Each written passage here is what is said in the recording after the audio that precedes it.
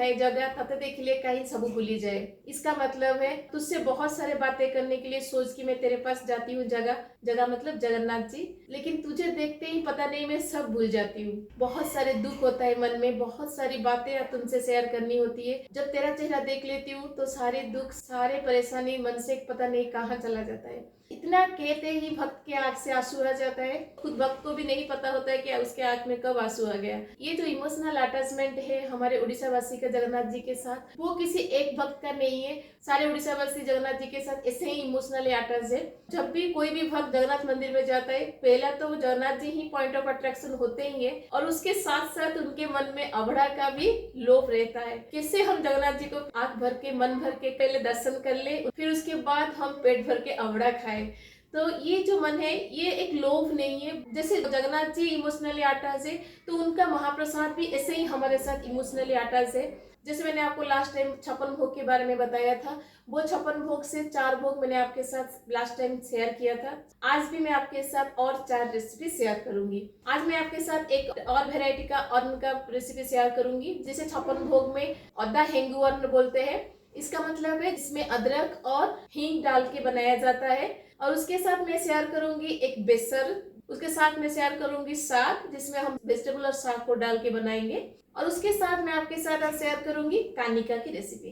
कानिका बहुत ही tasty and एक sweet rice होता है, तो बहुत ही टेस्टी लगता है। जो भी महाप्रसाद खाने के लिए जाते हैं, 56 भोग से कोई भी भोग उनको मिले या ना मिले, लेकिन वो कानिका को तो ढूंढते जरूर हैं, क्योंकि थोड़ा सा कानिका खा ले पूरा पेट भर जाता है, इतना उसमें ऑथेंटिक पावर है। तो वही कानिका का रेसिपी मैं आपके साथ आज शेयर करूंगी। तो ये 4 रेसिपी आज हम बनाएंगे। पूरी जगन्नाथ मंदिर का जो महाप्रसाद है, वो महाप्रसाद जैसा आपको कहीं पे भी नहीं मिलेगा, इसलिए घर में बनाना तो नामुमकिन है, लेकिन हम जगन्नाथ जी का नाम लेके बस उनका प्रसाद का आनंद लेने के लिए हम एक छोटा सा कोशिश ही कर सकते हैं। तो चलिए, जो भी रेसिपी मैंने आज आपको बताया, तो चलिए फिर बनाते हैं। फिर से आपसे रिक्वेस्ट करूंगी, ये सारे रेसिपी अपने फ्रेंड्स एंड फैमिली के साथ जरूर शेयर कीजिएगा, ताकि सब जगन्नाथ जी का प्रसाद का आनंद ले सके। तो आज मैं पहले बेसन और साग बना लूंगी, फिर उसके बाद हम अन्न और कानिका बनाएंगे। तो चलिए फिर बनाते हैं। तो बेसन बनाने के लिए मैंने यहाँ पे सारे सब्जी को काट के रेडी कर लिया है। तो मैं आपको बता रही हूँ मैंने क्या क्या सब्जी लिया है बेसन में डालने के लिए। तो मैंने यहाँ पे थोड़ा सा परवल लिया है, थोड़ा सा सीम लिया है, थोड़ा सा यहाँ पे झुड़ंगा लिया है, और ये स्वीट पोटैटो है, थोड़ा सा मिट्टी का आलू, थोड़ा सा आलू की मूली और कद्दू। और उसके साथ मैंने यहाँ पे एक बैंगन को काट के पानी में डाल दिया है, ताकि ये काला ना पड़े। और थोड़ा सा केला को भी काट के मैंने हल्दी के पानी में डाल दिया है, ये भी काला ना पड़े। और उसके साथ हम यहाँ पे डालेंगे नाड़ी बड़ी, जिसके बारे में मैंने आपको पहले एपिसोड में बताया था। तो जनरली ये हर जगह मिलता नहीं है, खास करके पूरी में ही ज्यादा मिलता है। पूरा ऑथेंटिक वे में अगर आप इसको डाल के बनाना चाहते हैं, तो मैंने आपको कहा था ये अमेज़न में भी मिल जाता है। और उसके साथ हम बेसन में डालेंगे थोड़ा सा ग्रेटेड कोकोनट। तो ये सारे सब्जी है जिसको हम डाल के बेसन बनाएंगे। इन सारे सब्जी में से आपको जो भी मिलता है उसको डाल के आप बना सकते हैं। और मसाले के लिए मैंने यहाँ पे लिया है 2 टेबलस्पून मस्टर्ड, 1 टेबलस्पून जीरा, और यहाँ पे मैंने लिया है ब्लैक पेपर। जैसे मैंने आपको पहले एपिसोड में बताया था कि जगन्नाथ जी के प्रसाद में ना रेड चिली ना ग्रीन चिली कुछ भी यूज नहीं होता है, तो तीखापन के लिए वहाँ पे काली मिर्ची यूज होता है। इतना सारा काली मिर्च की जरूरत नहीं है। मैं यहाँ पे थोड़ा सा साग में डालूंगी, थोड़ा सा बेसन में डालूंगी। उसके साथ हम इसमें मसाले में डालेंगे थोड़ा सा अदरक और तेजपत्ता। तो चलिए पहले हम मसाला को रेडी कर लेते हैं।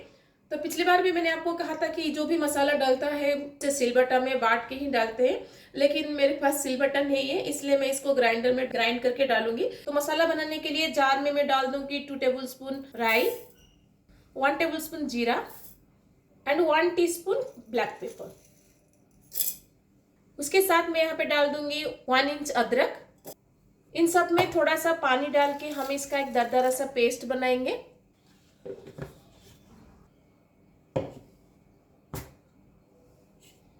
तो देखिए मैंने कैसे दरदरा सा एक पेस्ट बनाया है। इससे ही दरदरा सा एक पेस्ट बनाइएगा। अगर आपके पास एडिबल कर्पूर है, जिसे खाने में डालते हैं, वो वाला कर्पूर अगर आपके पास है तो पिंच ऑफ कर्पूर इसमें डाल दीजिएगा। देखिएगा वो मंदिर का फ्लेवर आपके बेसन में आ जाएगा। इस मसाले में मैंने इतना ही डाला है, वो मैंने आपको दिखाना भूल गई। तो ग्राइंड करते टाइम मैंने डाला है इसमें, तो अगर आपके पास है तो डालिएगा, नहीं तो आप स्किप कर सकते हैं। लेकिन मंदिर में ये कपूर डाल के ही बनाया जाता है, तो उसमें वो जो ऑथेंटिक एंड यूनिक फ्लेवर आता है ना, वो इस कपूर की वजह से आता है। तो अब हमारा मसाला रेडी है, चलिए हम बेसन को बैठाते हैं। जैसे मैंने आपको पहले एपिसोड में बताया था, जगन्नाथ जी के मंदिर में हर प्रसाद मिट्टी के हांडी में बनता है, और एक बार बन जाने के बाद वो हांडी को तोड़ दिया जाता है और दूसरे हांडी में वो बनाया जाता है। लेकिन हम तो वो तोड़ नहीं सकते, इसलिए मैंने पिछली बार जो नया में हांडी खरीदा था, वो ये सेकेंड टाइम मैं इसको बना रही हूँ। तो मिट्टी का हांडी को कैसे सीजनिंग करना है मैंने आपको बहुत बार बता चुकी हूँ। बेसन के लिए हम हांडी में ले लेंगे 1 टेबल स्पून घी। तो जब भी आप नया हांडी यूज करते हैं, पहले हांडी में घी डालिएगा, फिर उसके बाद जो भी इंग्रेडिएंट डालिएगा, और घी डालकर घी को थोड़ा सा ऐसे चारों तरफ ग्रीस कर लीजिएगा।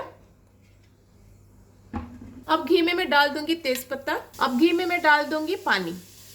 जितना पानी बेसन में चाहिए आप उतना पानी इसमें डाल दीजिएगा। थोड़ा ज़्यादा अमाउंट का पानी डालिएगा, क्योंकि जैसे मैंने आपको पिछले एपिसोड में बताया था, मिट्टी का हांडी बहुत पानी ऑब्जर्व करता है।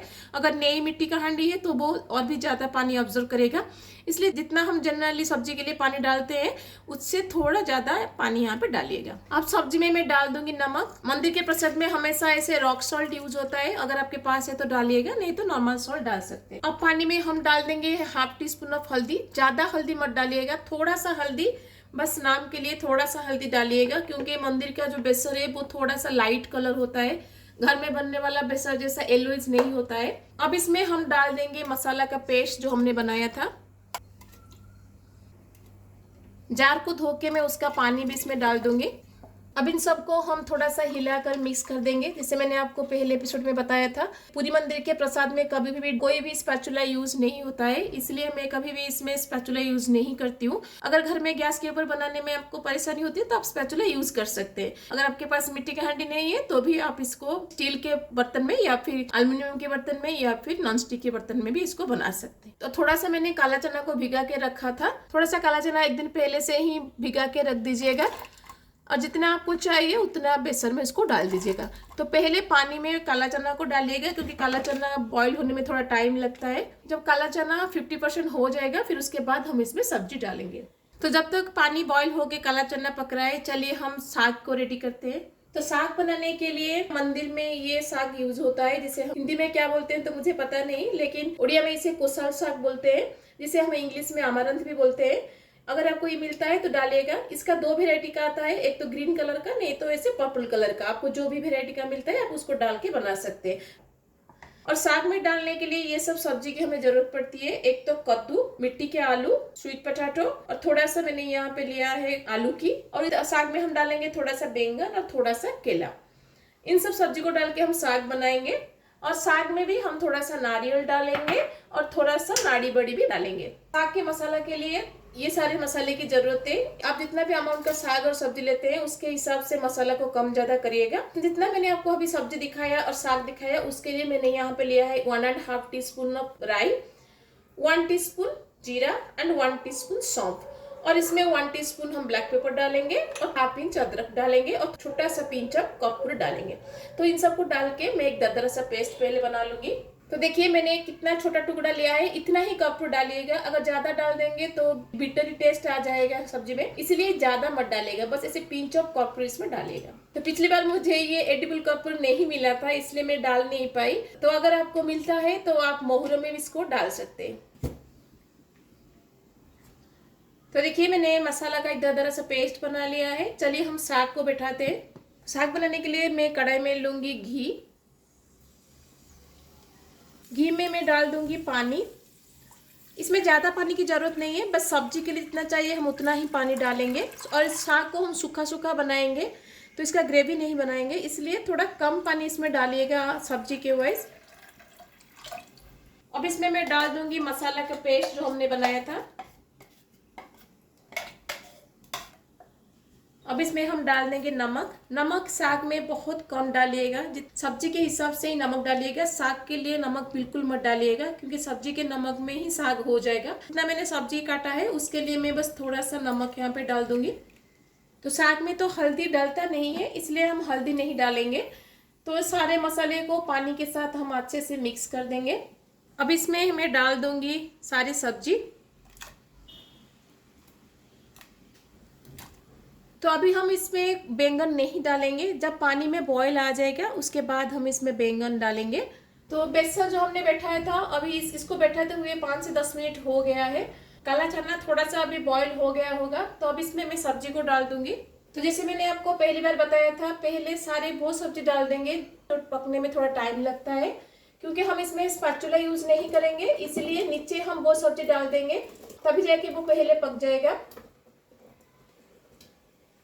अगर आप स्पैचुला यूज करते हैं तो सारे सब्जी एट ए टाइम आप डाल सकते हैं। तो पानी में इसमें बॉईल आ गया था ऑलरेडी, इसलिए मैं बैंगन को भी डाल दूंगी।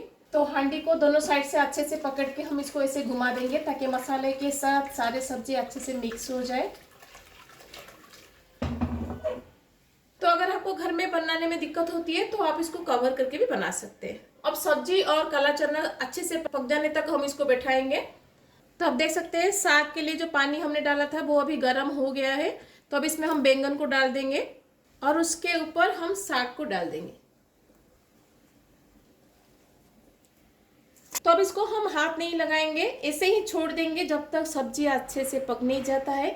अगर आप स्पैचुला यूज करके इसको बना रहे हैं तो यहाँ पे स्पैचुला मत यूज करिएगा, साग को ऐसे ही ऊपर रहने दीजिएगा और नीचे सब्जी को पकने दीजिएगा। अब इसको हम छोड़ देंगे जब तक सब्जी अच्छे से पक नहीं जाता है। तो साग हमारा लगभग हो गया है। अब इसमें मैं डाल दूंगी नारियल और उसके साथ मैं यहाँ पे डाल दूंगी थोड़ा सा गुड़, क्योंकि जैसे मैंने आपको कहा था जगन्नाथ जी के हर रेसिपी में उनको थोड़ा मीठा बहुत पसंद है, इसलिए हर रेसिपी में थोड़ा थोड़ा गुड़ डाला जाता है। अब इसको हम और 2 मिनट के लिए बैठाएंगे ताकि जो हमने गुड़ डाला है ना वो साग में अच्छे से मिक्स हो जाए। तो गुड़ अभी हमारा अच्छे से मिक्स हो गया है साग के साथ। तो अब इसमें हम तड़का लगाएंगे, तो इसलिए साग को मैं दूसरी साइड में बैठा दूंगी। तो जैसे मैंने पिछले एपिसोड में दिखाया था कि हमने मोहरा और दाल को तड़का लगाया था, वैसे ही हम इसमें तड़का लगाएंगे सेम प्रोसीजर से। तो इसलिए मैं एक स्पैचुला के ऊपर घी थोड़ा गरम कर लूंगी। घी को हम अच्छे से गरम करेंगे। तो घी अब हमारा गरम हो गया है। अब साग में हम डालेंगे थोड़ा सा राई और थोड़ा सा जीरा। अब उसके ऊपर हम घी को डाल देंगे।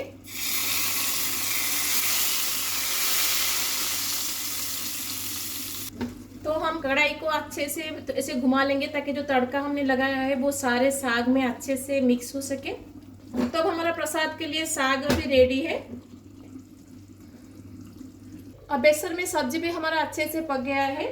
अब इसमें मैं डाल दूंगी थोड़ा सा नारियल और उसके साथ मैं डाल दूंगी यहाँ पे थोड़ा सा गुड़, थोड़ा सा हींग का पानी। तो इन सबको हम अच्छे से मिक्स कर देंगे और 2 मिनट के लिए इसको बैठाएंगे ताकि जो गुड़ हमने डाला है वो सारे बेसन के साथ अच्छे से मिक्स हो जाए। फिर उसके बाद हम इसमें छींक लगाएंगे। तो गुड़ अब हमारा अच्छे से मिक्स हो गया है। अब इसमें हम छींक लगाएंगे, वही सेम प्रोसीजर से हम छींक लगाएंगे। तो छींक लगाने के लिए बेसन में मैं डाल दूंगी 1/2 टीस्पून ऑफ राई एंड 1/2 टीस्पून ऑफ जीरा। अब इसके ऊपर हम गरम घी को डाल देंगे। अब इसको हम अच्छे से मिक्स कर देंगे ताकि सारे बेसन में ये फूटन का खुशबू जा सके। तो अब हमारा बेसन रेडी है। तो बेसन और साग हमारा हो गया है। बेसन और साग के ऊपर थोड़ा सा नाड़ी बड़ी डाल दीजिएगा। तो जल्दी में सारी रेसिपी बनाना पड़ता है तो वो दिखा नहीं पाई। तो अब हम इसमें अदरक और हींग का अन्न बैठाएंगे। चलिए हम अन्न और कानिका को रेडी कर लेते हैं। कानिका बनाने के लिए मैंने यहाँ पे 1/2 ग्लास चावल लिया है।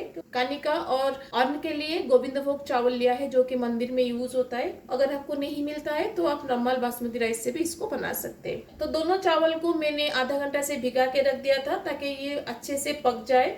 अभी जो कानिका के लिए जो हमने चावल को भिगा के रखा उसका पानी को हम ड्रेन आउट कर लेंगे कम्प्लीटली।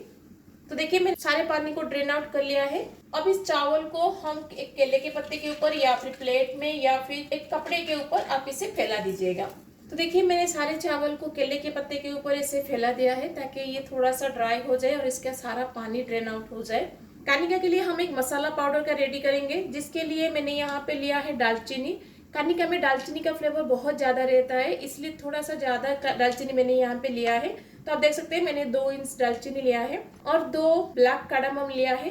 जैसे मैंने आपको कहा पिछले एपिसोड में कि जगन्नाथ जी के मंदिर में ग्रीन कार्डामम और छोटी इलायची जिसे हम बोलते हैं वो यूज नहीं होता है, क्योंकि जगन्नाथ जी को ये बड़ी इलायची बहुत पसंद है, तो हर रेसिपी में बड़ी इलायची का ही यूज होता है।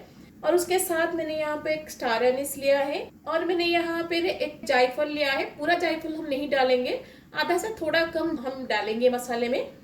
और उसके साथ मैंने यहाँ पे लिया है थोड़ा सा लौंग, थोड़ा सा ब्लैक पेपर और 2 तेजपत्ता। और उसके साथ हम इसमें डालेंगे थोड़ा सा जीरा, 1 टीस्पून जीरा, दालचीनी, बड़ी इलायची, जायफल और ब्लैक पेपर। इन सबको मिलाकर हम इसका एक पाउडर बनाएंगे। तो उस पाउडर में हम लौंग, स्टार एनिस और तेजपत्ता को नहीं डालेंगे। और उसके साथ में इसमें भी थोड़ा सा कपूर डाल दूंगी। जितना मैंने डाला था साग में और बेसन में उतना ही पिंच ऑफ कपूर हम इसमें डाल देंगे। तो देखिए मैंने इसका एक फाइन पाउडर बना लिया है। ऐसे ही फाइन पाउडर बनाइएगा, क्योंकि अगर आप दरदरा सा कूट के डाल देंगे तो जब हम कानिका खाएंगे तो मुंह में लगेगा, इसलिए इसका एक फाइन पाउडर बना दीजिएगा। तो कानिका के लिए जो भी हमें चाहिए हमने रेडी कर लिया है। और कानिका के साथ मैंने कहा था आज मैं अदरक और हींग डाल के एक अन्न बनाऊंगी, जिसमें हम मूंग दाल भी डालेंगे। तो इसलिए मैंने कल रात से मूंग दाल को इसे भिगा के रख दिया था। और अन्न के लिए 1 गिलास चावल को भी मैंने यहाँ पे भिगा दिया है ताकि चावल जल्दी से पक जाए। तो ये था अन्न और कानिका के लिए जो भी इंग्रेडिएंट हमें चाहिए। तो चलिए अब हम दोनों को बैठा देते हैं। तो अन्न बनाने के लिए मैं हांडी में लूंगी घी। तो जगन्नाथ जी के प्रसाद में बहुत ज्यादा घी लगता है। अगर आपको कम घी में बनाना है तो आप कम घी से भी बना सकते हैं। तो अब इसमें मैं डाल दूंगी पानी। तो 1 गिलास चावल मैंने लिया है, तो उसके लिए मैं यहाँ पे 3.5 गिलास पानी डालूंगी, क्योंकि चावल को मैंने ऑलरेडी भिगा के रखा है। अगर आप नहीं भिगाया होगा तो आप उसका 4 टाइम इसमें पानी डाल दीजिएगा। मैंने यहाँ पे 3.5 गिलास पानी डाला है। अब पानी में मैं डाल दूंगी नमक। अब इसमें मैं डाल दूंगी मूंग, जिसको हमने भिगा के रखा था। चावल से सारा पानी ड्रेन आउट करके हम इसमें चावल को डाल देंगे। तो पानी थोड़ा गर्म हो गया था, इसलिए मैंने चावल को डाल दिया। अगर आपका पानी गर्म नहीं होगा तो वेट करिएगा कि पानी गर्म हो जाए, फिर उसके बाद उसमें चावल डालिएगा। ठंडे पानी में चावल को मत डालिएगा। अब इसमें मैं डाल दूंगी अदरक और हींग का पानी। उसके साथ हम यहाँ पे डाल देंगे 2 तेजपत्ता और 2 बड़ी इलायची। इलायची को ऐसे तोड़ के डालिएगा ताकि इसका फ्लेवर अन्न में आ सके। जैसे हम बाकी की रेसिपी में थोड़ा सा कपूर डाला है, इसमें भी ऐसे पिंच ऑफ कपूर डाल देंगे। 5 से 6 लौंग और 8 से 10 काली मिर्ची और ब्लैक पेपर। इन सबको हम अच्छे से मिक्स कर देंगे ताकि चावल एक जगह इकट्ठा ना हो, चारों तरफ इवनली स्प्रेड हो सके। अगर आप स्पैचुला यूज करते हैं तो स्पैचुला से इसको मिक्स कर दीजिएगा। अदरक और हींग का अन्न बनाने के लिए जो भी चाहिए हमने इसमें डाल दिया है। अब इसको हम छोड़ देंगे जब तक चावल अच्छे से पक नहीं जाता है। जब तक ये अन्न पक रहा है चलिए हम कानिका को बैठाते हैं। कानिका बनाने के लिए हांडी में मैं लूंगी घी। अगर आप जगन्नाथ मंदिर में कानिका खाया होगा तो आपको पता होगा कि कानिका में घी बहुत ज़्यादा डाला जाता है। जब हम उसको हाथ में से लेकर खाते हैं ना तो पूरा हाथ घी हो जाता है। तो इसलिए इसमें मैं थोड़ा सा ज़्यादा घी डाल रही हूँ। ये भी आपके ऊपर डिपेंड करता है। अगर आपको कम घी से बनाना है तो आप कम घी से भी बना सकते हैं। तो अब घी में हम डाल देंगे पानी। तो यहाँ पे भी हम चावल का 3.5 टाइम पानी लेंगे। अब पानी में हम डाल देंगे स्टार एनिस, दालचीनी, तेजपत्ता, थोड़ा सा ब्लैक पेपर, लौंग और मसाला का पाउडर जो हमने बनाया था कानिका के लिए ना, वो डाल देंगे यहाँ पे। थोड़ा सा मैं बचा के रखूंगी बाद में कानिका के ऊपर स्प्रिंकल करने के लिए। अब इसको हम अच्छे से मिक्स कर देंगे। अब इसमें मैं डाल दूंगी थोड़ा सा नमक। जैसे मैंने कहा है कानिका थोड़ा मीठा होता है तो इसलिए हम थोड़ा सा नमक इसमें डालेंगे। अब पानी में हम अच्छा सा बॉईल आने देंगे। बॉईल आ जाने के बाद हम इसमें चावल को डालेंगे। दूसरे साइड में जो चावल को बिठाए उसको भी बीच बीच में चेक करते रहिएगा, नहीं तो नीचे से चावल लग जाएगा। अगर चावल को बीच में पानी की जरूरत पड़ती है तो आप यहाँ पे थोड़ा सा गर्म पानी ऐड करिएगा, ठंडा पानी बिल्कुल भी ऐड मत करिएगा। तो अब देख सकते हैं कानिका के लिए जो पानी हमने बैठाया था उसमें बॉयल आ गया है। अब इसमें हम चावल को डाल देंगे। अब इसमें हम डाल देंगे थोड़ा सा हींग का पानी, ज़्यादा इसमें नहीं डालेंगे, थोड़ा सा। अब इसको भी हम ऐसे घुमाकर मिक्स कर देंगे अच्छे से ताकि चावल चारों तरफ इवनली स्प्रेड हो जाए, एक जगह इकट्ठा ना हो। अभी चावल को पकने के लिए हम छोड़ देंगे। जब चावल 2/3 हो जाएगा उसके बाद हम इसमें गुड़ ऐड करेंगे। उससे पहले गुड़ मत ऐड करिएगा, नहीं तो चावल अच्छे से पकेगा नहीं। तो इस साइड में चावल अब हमारा हो गया है, पानी लगभग ड्राई हो गया है। अब मैं गैस को बंद कर दूंगी। तो चावल को हम जीरा से थोड़ा सा तड़का लगाएंगे, वही सेम प्रोसीजर से लगाएंगे जैसे हमने बेसन और साग में लगाया। इसलिए मैं चावल के ऊपर डाल दूंगी थोड़ा सा जीरा और उसके ऊपर हम डाल देंगे गरम घी।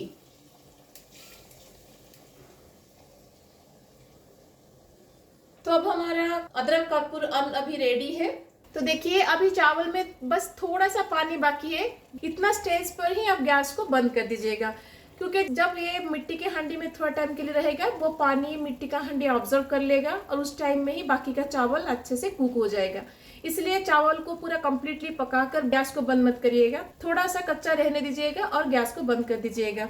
और बंद करने के बाद इसमें कवर लगा के इसको आधा घंटा के लिए छोड़ दीजिएगा। तो आप देख सकते हैं चावल हमारा 2/3 अभी बॉयल हो गया है। अब इस स्टेज पर हम गुड़ को डाल देंगे।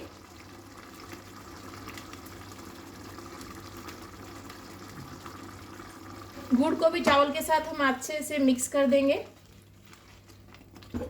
जब तक चावल पकेगा तब तक गुड़ भी मेल्ट होके पूरा चावल में स्प्रेड हो जाएगा। तो आप देख सकते हैं कानिका से अभी पूरा पानी ड्राई हो गया है। बस थोड़ा सा पानी मैंने बाकी रखा है क्योंकि इसको कवर करके मैं बाकी का पकाऊंगी। तो अभी इस स्टेज में मैं गैस को बंद कर दूंगी। अब इसको हम निकाल देंगे।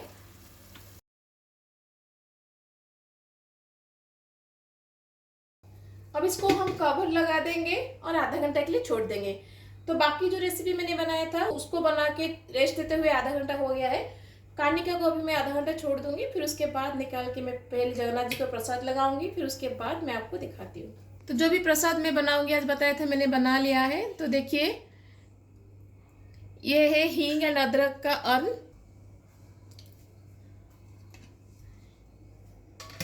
ये कानिका, ये बेसन। तो बड़ी को मैंने बाद में डाला है, तो आप भी बड़ी को बाद में ही डाल दीजिएगा। और ये साग। चलिए हम पहले जगन्नाथ जी को भोग लगा देंगे, फिर उसके बाद हम सर्व करेंगे।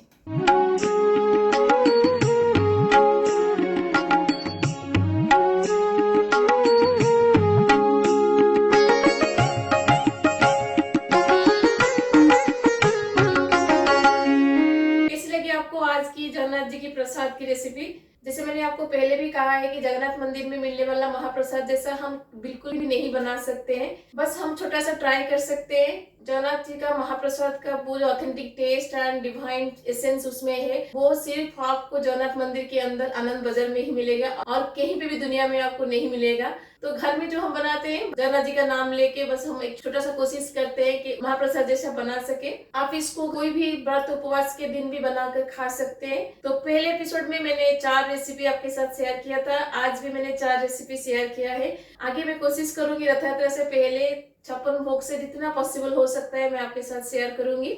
ऐसे ही ऑथेंटिक एंड ट्रेडिशनल रेसिपी जानने के लिए मेरे चैनल को सब्सक्राइब जरूर कीजिएगा।